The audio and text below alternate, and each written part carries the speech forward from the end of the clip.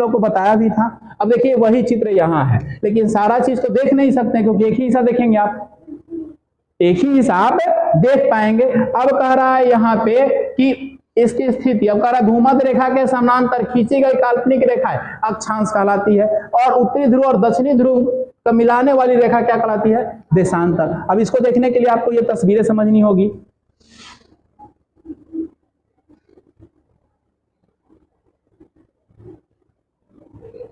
बड़ा कैसे होगा, यहाँ से होगा। चलिए ये तस्वीरें आपको दिख रही है, तस्वीरें आपको दिख रही है। अब देखिएगा आप ध्यान पूर्वक, तो ऐसे ऐसे लाइनिंग खींची हुई है, ऐसे ऐसे लाइनिंग है, और इसमें लाइनिंग ऐसे ऐसे खींची हुई है।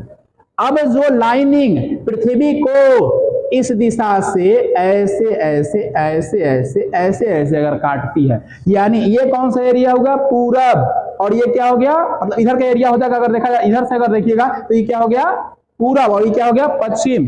जब पूरब से पश्चिम या पश्चिम से पूरब जो रेखाएं काटती है पृथ्वी को, वो कहलाती है अक्षांश रेखा। ध्यान रखिएगा, जो पूरब से पश्चिम या पश्चिम से पूरब की ओर जो काटती है रेखाएं, वो कौन सी रेखाएं हो गई? अक्षांश रेखा हो गई। लेकिन जो पूरब को उत्तर से लेकर दक्षिण में काटती है, यानी इस रूप में काटती है, वो क्या कहलाएगा? देशांतर रेखा। क्लियर हो गया? अक्षांश और देशांतर समझ लीजिएगा आप। पृथ्वी को जो पूरब से पश्चिम या पश्चिम से पूरब जो काटती है, वो क्या कहलाएगी? अक्षांश। जो पृथ्वी को उत्तर से दक्षिण या दक्षिण से उत्तर काटेगी, क्या कहलाएगी? देशांतर कहलाएगी। दोनों क्लियर है? पीडीएफ ओपन कीजिए।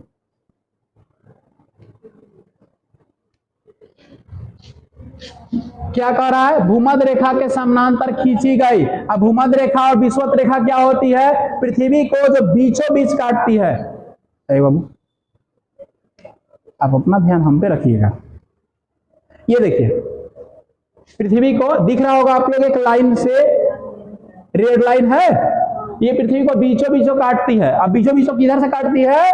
तो पूरब से पश्चिम। ठीक है, अब ये देखिए पृथ्वी को चेंज करेंगे, अगर इसको इस रूप में रखेंगे तो ये देखिए काट रहा है ना, काट रहा है कि नहीं काट रहा है? तो ये रेखा क्या कहलाएगी? विषुवत रेखा। क्या कहलाएगी? विषुवत रेखा या भूमध्य रेखा। क्या कहते हैं? विषुवत